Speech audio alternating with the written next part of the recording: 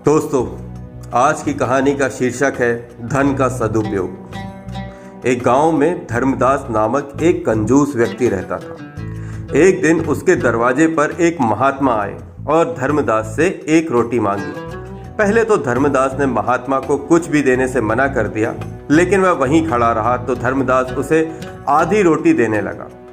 आधी रोटी देखकर महात्मा ने कहा कि अब तो मैं आधी रोटी नहीं, पेट भर खाना खाऊंगा। इस पर धर्मदास ने कहा कि जाओ, अब मैं तुम्हें कुछ भी नहीं दूंगा। महात्मा रात भर चुपचाप भूखा प्यासा धर्मदास के दरवाजे पर खड़े रहा। सुबह जब धर्मदास ने महात्मा को अपने दरवाजे पे खड़ा देखा तो सोचा कि अगर मैंने इसे भरपेट खाना नहीं खिलाया और ये भूख प्यास से यहीं पर मर गया तो मेरी बदनामी होगी, बिना कारण साधु की हत्या का दोष भी लगेगा। धर्मदास ने महात्मा से कहा कि बाबा, तुम भी क्या याद करोगे, आओ पेट भर खाना खा लो।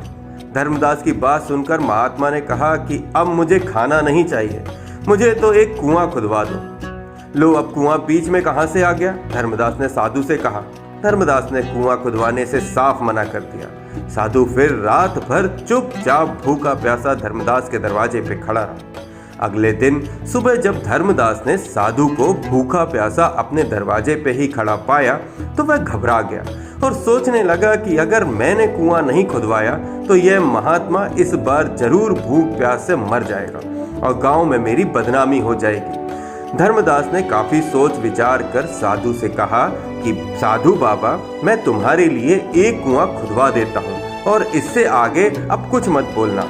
नहीं, एक नहीं, अब तो 2 कुएं खुदवाने पड़ेंगे। साधु की फरमाइश तो बढ़ती ही जा रही थी। धर्मदास कंजूस जरूर था, बेवकूफ नहीं था। उसने सोचा कि अगर मैंने 2 कुएं खुदवाने से मना कर दिया तो यह 4 कुएं खुदवाने की बात करने लगेगा। इसलिए धर्मदास ने चुपचाप 2 कुएं खुदवाने में ही अपनी भलाई समझी। कुएं खुदवा कर तैयार हुए तो उनमें पानी भरने लगा।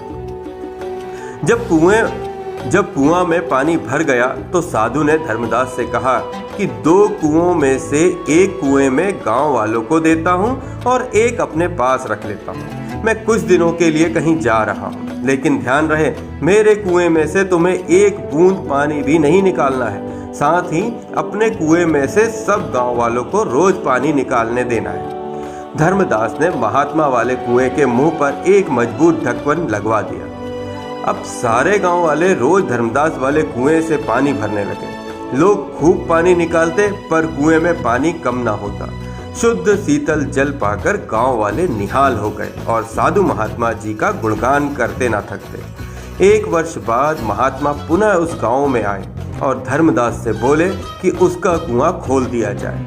धर्मदास ने कुएं का ढक्कन हटवा दिया।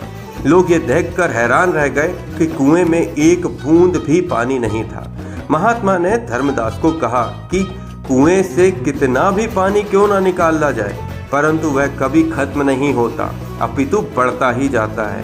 कुएं का पानी ना निकालने पर कुआं सूख जाता है। इसका स्पष्ट प्रमाण तुम्हारे सामने है। और यदि किसी कारण से कुएं का पानी ना निकालने पर पानी नहीं भी सूखेगा तो वह सड़ जाएगा और किसी काम में नहीं आएगा। इस कहानी से कुछ सार प्राप्त होता है। धन दौलत का जितना सदुपयोग करोगे वह उतना ही बढ़ता जाएगा। धन दौलत का सदुपयोग ना करने पर कुएं के पानी की तरह वह धन दौलत निरर्थक हो जाएगी। जैसे चोरी, अपनी बीमारी पर खर्च, वकीलों और डॉक्टरों की फीस इत्यादि। अतः अर्जित धन दौलत का समय रहते सदुपयोग कर लेना ज्यादा जरूरी है और मेरा ये मानना है कि अर्जित धन दौलत का समय रहते सदुपयोग जरूर करना चाहिए। तो दोस्तों, ऐसी अच्छी कहानी के साथ मैं आपके सामने आता रहूंगा।